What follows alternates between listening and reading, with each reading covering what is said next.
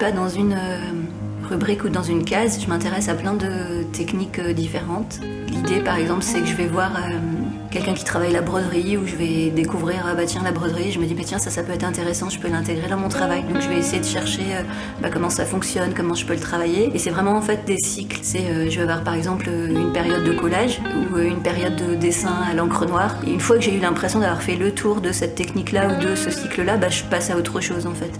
Mais le passage, il se fait très naturellement. Je vais trouver, je sais pas, des vieilles cartes postales, ça va m'emmener à, tiens, qu'est-ce que je peux faire avec? Mais je choisis pas, en fait. C'est les choses qui m'amènent, ou les rencontres de matière, ou de travail d'autres artistes, ou de choses dans la nature ou à l'extérieur, qui vont me donner envie de créer. Voilà. Donc c'est très compliqué pour moi de définir quand on me demande, quel est ton travail, qu'est-ce que tu fais, j'ai pas de catégorie, en fait. Je suis pas une street artiste, je fais pas de l'installation, enfin pas uniquement, je fais pas de la peinture, pas forcément à l'huile. Enfin voilà, l'idée c'est de me laisser guider par les choses que j'ai envie d'expérimenter ou de découvrir.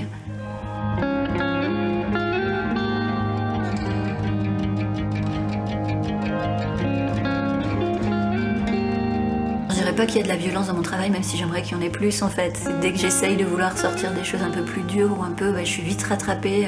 Mais peut-être c'est une façon de me protéger en fait, de me dire tu voudrais faire passer un message un peu dur, montrer que ça c'est...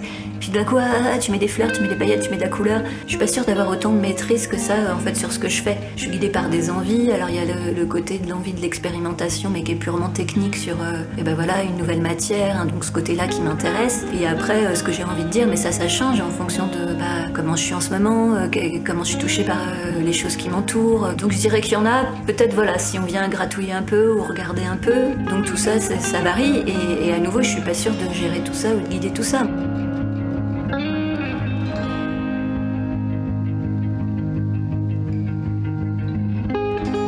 Quand je dis naïveté d'une œuvre et tout ça, c'est pas négatif. Et en effet, on retrouve beaucoup d'images d'enfants et tout ça. Et moi, c'est ce que j'aime dans les enfants en fait, ce côté naïf, ce côté inconscience, oser les choses. Donc c'est pas du tout péjoratif. Et quand je dis un autre message derrière, justement, c'est peut-être mélanger cette part d'enfance un peu inconscient avec quelque chose de plus réel, de plus dur, de plus réaliste en fait. Et c'est ce mélange des deux en fait. C'est la couleur comme douceur et la réalité, donc qui peut être sous forme de texte ou de petits mots, comme porte dans la gueule en fait. Et c'est ce mélange-là que j'aimerais qu'on retrouve dans mon travail en fait. Il y a ce que tu vois en premier, et puis après il y a prends le temps de t'attarder, regarde ce petit détail, et puis peut-être que ça va t'emmener un peu plus loin que ce que tu as vu au départ.